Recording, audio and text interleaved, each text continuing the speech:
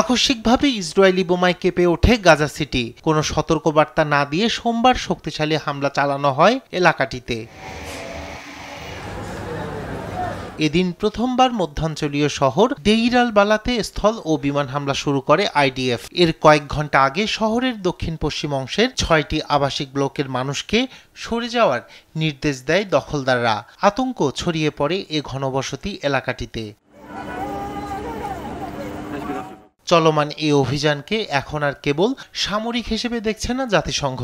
সেখানে ঠান্ডা মাথায় গণহত্যা চলছে বলে দাবি জাতিসংঘ সহ নানা মহলের। অঞ্চলটির লাইফলাইন ভেঙে দেওয়া হয়েছে বলেও মনে করেন জাতিসংঘ মহাসচিব।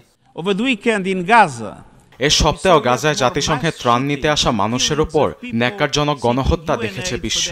এটি নৃশংস চরম অমানবিক কাজ। গাজার জীবন ব্যবস্থা ভেঙে পড়েছে, এর তীব্র নিন্দা জানাচ্ছি। এ পরিস্থিতি উত্তরণে যুদ্ধবিরতি, জিম্মি মুক্তি এবং নিরবিচ্ছিন্ন ত্রাণের প্রবেশাধিকারের বিকল্প নেই।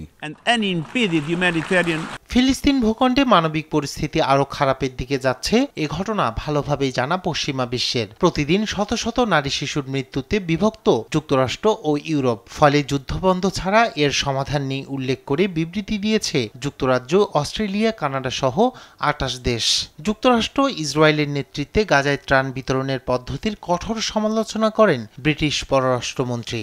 It's 2.5 months since Prime Minister Netanyahu restarted offensive operations. গাজায় ভয়াবহতার শেষ নেই। ক্ষুধার্ত শিশুদের প্রতিদিনই গুলি করে মারা হচ্ছে। আমি ইসরায়েলের নিরাপত্তার পক্ষে, কিন্তু তাদের কর্মকাণ্ড আন্তর্জাতিক অঙ্গনে ভাবমূর্তি ক্ষুণ্ণ করছে এবং দীর্ঘমেয়াদে তাদের নিরাপত্তাকে দুর্বল করছে। 20 square miles. এ পরিস্থিতিতে গাজার জন্য অতিরিক্ত 4 কোটি পাউন্ড মানবিক সহায়তার ঘোষণা দেন ব্রিটিশ পররাষ্ট্রমন্ত্রী। রায়হান কবির শুভ্র, নিউজ ডেস্ক, দেশ টিভি।